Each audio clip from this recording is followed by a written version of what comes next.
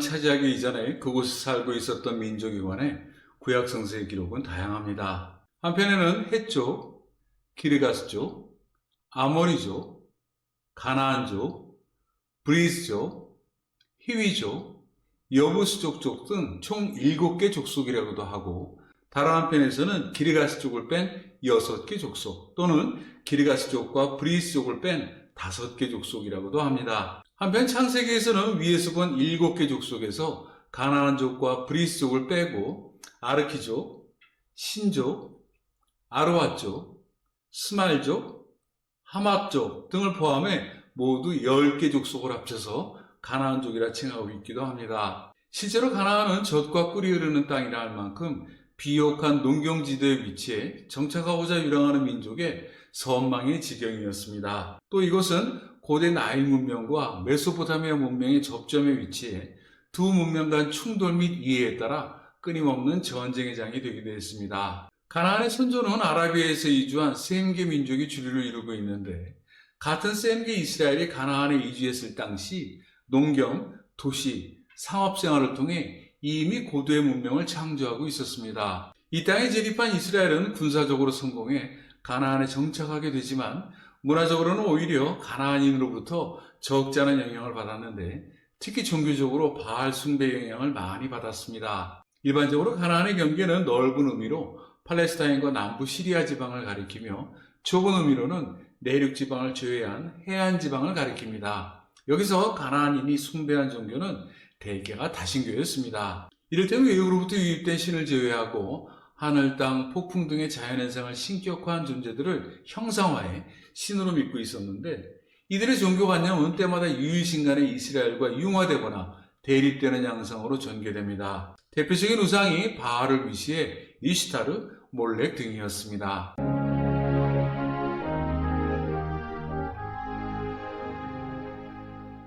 아모리족은 달리 아무르라고도 합니다. 아모리족은 본래 시리아에 인접한 지중해 연안의 가나안 인근에서 유목생활을 했으나 차차 유프레테스강 중류에 정착해 수메르 색채가 농후한 문명을 발달시켰습니다. 이후 바벨론에 유입되어 무역에 종사하고 세력을 확장해 바벨론의 아모리 왕조를 세웁니다. 여기서 아모리 왕제의 6번째 왕이 그 유명한 함무라비 대왕으로서 그는 재위 당시 바벨론 전 지역을 지배했고 문화적으로도 최전성기를 구가했습니다. 아모리 왕조 멸망 후 일부는 레바논과 가나안에 진출해 소왕국을 건설하고 무역으로 번영했습니다. 시리아에 거점을 두었던 아모리족은 정착 생활에 임했으나 유프레테스강 중상류에 살던 이들은 인근의 여러 도시국가를 국경을 넘나들며 한편으로는 무역에, 다른 한편으로는 약탈 또는 유목생활에 임하기도 했습니다. 아모리족은 우르 사망조 멸망과 함께 메소포타미아 일대에 대거 이주해왔고 그 결과 토착민 중에 상당한 비중을 차지하기도 했습니다. 당시 혼란을 틈타 아모리인 중에는 일부 도시국가 등을 장악하고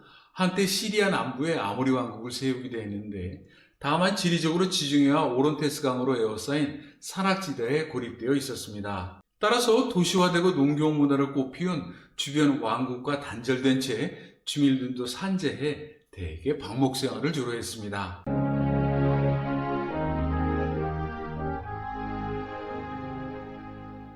구약성서에서는 팔레스타인의 5추장은 가자, 아스돗, 아스클론, 갓, 에크론 등의 추장이라고도 기록하고 있습니다. 우리에게 해양민족으로 잘 알려진 팔레스타인인이 어디서 왔는지는 분명치 않으나 구약성서에서는 그리스의 크레테 섬에서 유래했다고 기록하고 있습니다. 한때 지중해 연안과 유럽 남동부 지역에서 대대적인 민족 이동이 있었는데, 당시 항해술이 발달한 팔레스타인인은 에게의 동부 지역을 비롯해 소아시아, 시리아, 이집트 등에 이르기까지 퍼져갑니다. 이 이집트 람세스 2세에 의해 정복당한 후 분열의 5도시 국가로 이루어진 팔레스타인을 건설합니다. 이후 팔레스타인은 영토 확장에 주력해 해상에서는 페니키아의 시돈, 티르와 해상무역의 주도권을 두고 경쟁했고, 내륙에서는 이스라엘과 수많은 전쟁을 치릅니다. 여기서 이스라엘과 팔레스타인 간의 전쟁은 길보아산 전투에서 팔레스타인이 이스라엘을 대파하고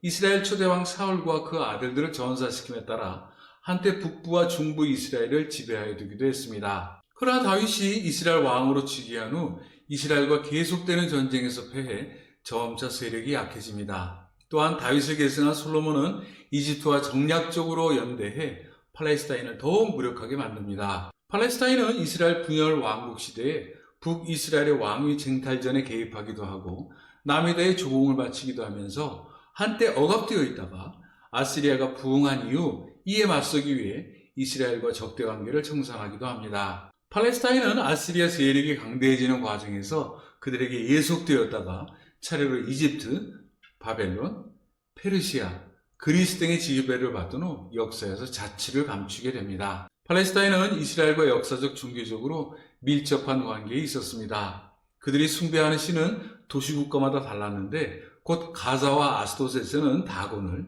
에크론에서는 바알세부불, 벳산에서는 아스타로를 숭배했습니다. 당시 여기서 행해졌던 제사와 우상 숭배의 효험은 인근 각지에 널리 회자되기도 했습니다. 한편 팔레스타인에서는 철기 문화가 일찍부터 발달했으나 고유의 독창적인 문화 개성에 실패해 소멸의 길을 걷다가 이내 가나안에 동화됩니다.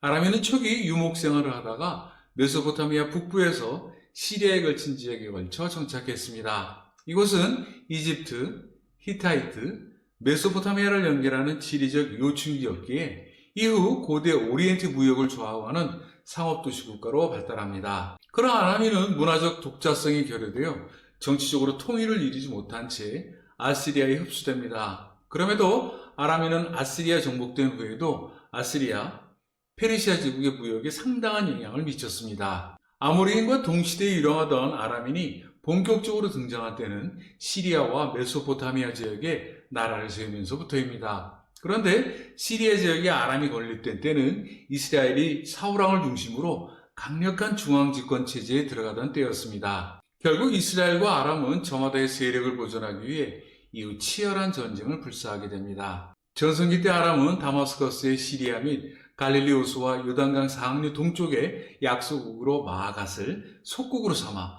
다마스커스 북방 20km 지점에 오론테스강 언덕에 위치한 하맛, 남쪽은 암몬 동쪽의 유프라테스강 인근까지 영향권에 두기도 합니다. 그러나 아람은 이스라엘 사울을 계승한 다윗과의 싸움에서 패한 후 세력이 쇠퇴하면서 이후 역사의 뒤안길로 사라집니다. 아람에 이어 등장한 민족이 시리아입니다. 시리아의 계보를 성서의 기서와 연기에 살펴보면 우선 르소는 다윗이 다메섹을 공략할 당시 임금 부족을 규합해 수장이 된 후 이내 시리아의 왕으로 등극합니다. 후일 솔로몬의 숙적이 됩니다. 르손의 뒤를 이어 헤시온의 왕으로 등극하고 또 그 뒤를 이어 다브림몬이 왕위에 오르는데 그는 남유다 아비야와 평화동맹을 맺기도 합니다. 베나닷 1세는 남유다 아사왕과 동맹을 맺고 북이스라엘 및 아스리아 살마네세 3세와 전쟁을 치르기도 합니다. 그의 뒤를 이은 베나닷 2세는 북이스라엘 아합과 2차에 걸쳐 전쟁을 치르는데 결국 이때 아합을 전사시킵니다. 또한 하사엘은 선지자 엘리야로부터 이스라엘 하나님의 사자라고 칭함을 받기도 했으나 성정이 매우 포악한 왕으로 베나닷 2세를 살해했을 뿐만 아니라 한때 북이스라엘의 요람 왕을 공격하는 등 끊임없이 이스라엘을 괴롭힙니다. 하사엘의 뒤를 이은 베나닷 3세는 북이스라엘 여호아스와 전쟁에서 패하고 이후 시리아 마지막 왕 르시는 북이스라엘 베가와 연합해 남유다 엘랏을 점령하기도 하지만 아수르의 티글라필레셋 3세에 의해 죽임을 당합니다.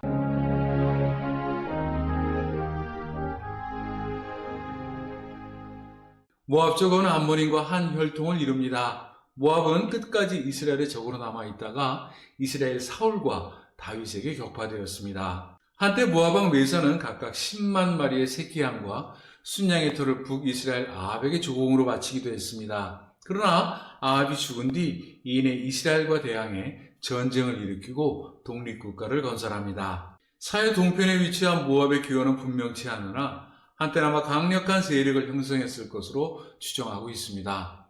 다만 모압 지경은 뚜렷이 구분되는데 곧 동쪽은 아라비아 사막, 서쪽은 사해, 남쪽은 세렛강을 끼고 있습니다. 이러한 모압의 지역 요건은 외부와 모압을 차단시켜주는 천연의 요새가 되었지만 그럼에도 북쪽은 강이나 사막 등과 인접해 그 구분이 모호했기에 이 외부 세력과 자주 충돌했고 거듭되는 전쟁 결과에 따라 국경이 곧잘 바뀌기도 했습니다. 그러나 사해에서 흘러나와 모압을 관통하는 아르논 강이 중간 방어선 역할을 했기에 모압 전역이 외세의 침입에 휘말리지는 않았습니다. 이후 모압은 아시리아 속국으로 전락하고 이내 아시리아의 아슈르 바니팔에 의해 정복되어 사라집니다.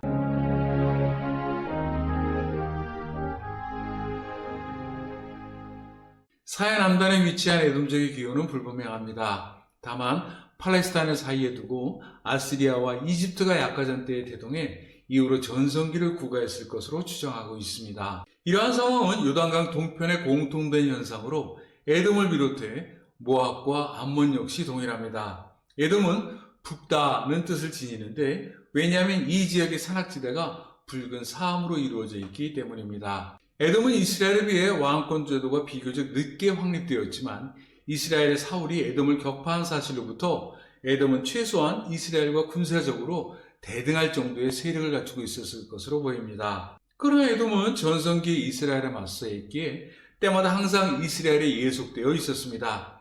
결국 에돔은 다윗에게 패해 이스라엘의 속국으로 전락하고야 맙니다. 당시 다윗의 수하 요압은 에돔을 완전히 무력화시키기 위해 에돔의 장정을 대대적으로 학살하는가 하면 이후 주둔군을 두어 에돔을 강력히 통제하고 있었기에 당시 에돔의 왕자 하닷은 후위를 기약하며 이집트로 망명길에 오르는 굴욕을 당하기도 합니다. 이후 하닷은 이집트의 파라오의 총애를 입고 왕녀를 초로 두고 생활하다가 다윗과 요압의 사후에 귀국해 급기야 솔로몬의 주적으로 등장합니다.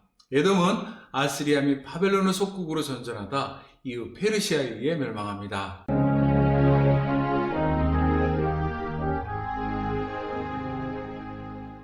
암몬족은 사해 동쪽, 곧 모압 북동쪽에 위치하는데 그 기원이 불확실합니다. 다만 설은 셈계 유목민 일부가 이곳에 모여 살다가 세력을 갖추어 왕국의 면모를 갖추었다고 추정하고 있습니다. 이후 암몬은 영토를 점차 넓혀 길르앗을 점령했을 뿐만 아니라 요단강 서편까지 세력을 확장하기도 합니다. 그러나 왕위에 오른 이스라엘 사울에게 패해 쇠퇴하게 됩니다. 암몬은 이스라엘 왕권이 확립된 후에는 에돔과 모압 등과 마찬가지로 이스라엘의 지배하에 있다가 급기야 다윗이 보낸 조문 사절단을 모욕한 사건이 계기가 되어 다윗에게 수도까지 점령당함으로써 이스라엘의 속국으로 완전히 전락하고야 맙니다. 이스라엘 속국으로 전락해 있던 암몬은 한때 부흥의 시기를 맞게 되는데 당시 암몬은 아람과 동맹을 맺고 아시리아와 맞섭니다. 그 결과 암몬은 아라비아 사막을 거치는 대상무역의 이권을 장악합니다. 또 모압, 에돔 등과 연합해 남유다를 침공하기도 했습니다. 아시리아의 아수르바네팔 제위 시 아시리아 전역에 내란이 벌어진 틈을 타 암몬은 아시리아의 반기를 든 팔레스타인 주변 민족들의 위협에 휘말리는데 이 위협에 유연하게 대처하지 못하면서 이내 신흥국인 신바벨론의 세력권에 종속됩니다. 이후 암몬은 재차 신바벨론의 반기를 든 남유다를 시리아, 모압 등과 연합해 공격하기도 했습니다. 암몬의 최후는 정확히 규명된 바 없으나 남유다와 마찬가지로 신바벨론의 네부카드네자르 2세에 의해 멸망했을 것으로 추정하고 있습니다.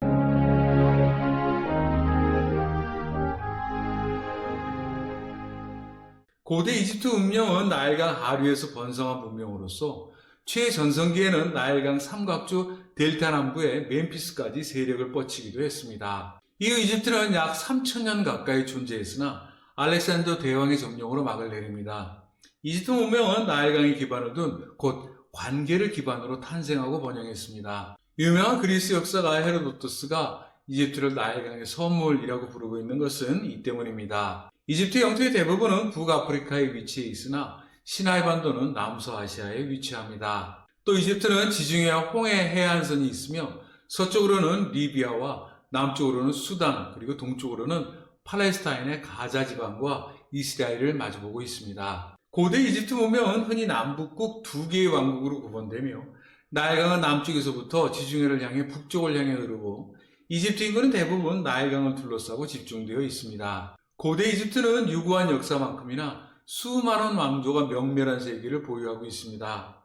차례로 구분하면 다음과 같습니다. 우선 신왕조 시대는 신석기 시대에서부터 고대 이집트의 왕정이 시작되는 이전까지 시기를 이릅니다. 상하 이집트를 막론하고 다양한 문화가 탄생했으며 이에 그 초기 문명이 대동합니다. 원왕조 시대는 상하 이집트가 통합되어 초기 왕조 시대의 통일왕조가 형성되어가는 과정으로 볼 수 있습니다. 또 이 시대에 접어들면서 처음으로 문자가 사용됩니다. 이때부터 팔레스타인 남부에 상업 및 무역의 목적을 가진 이집트인이 정착하기 시작했으며 또 나일강을 따라 생성되던 수많은 소규모 도시 국가들이 핵심 세력으로 통합되어 갔습니다. 초기 왕조는 1, 2왕조를 포함한 시기를 말합니다. 이 시기에 처음으로 고대 이집트에 통일국가가 출현했으며 이후 고왕국 시대의 밑거름이 됩니다. 고왕국 시대 동안 이집트의 왕권은 크게 신장되어 파라오의 중앙집권적인 전지군주의 힘이 강화됩니다. 이러한 사실은 4왕조가 남긴 수많은 유적 중에서 특히 쿠프의 피라미드를 통해 확인되고 있습니다.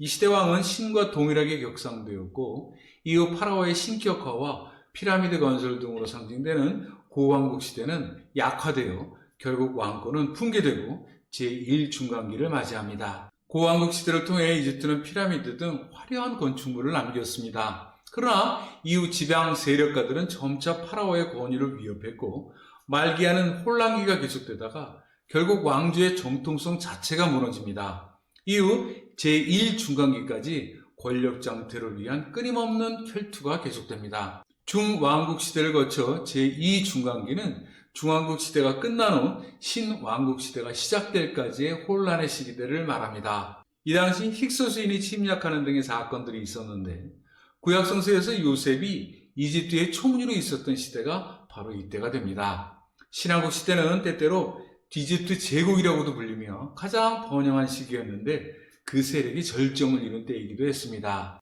제3중간기 시대는 이집트 내부 분열과 외부 세력의 침입에 시달린 때입니다.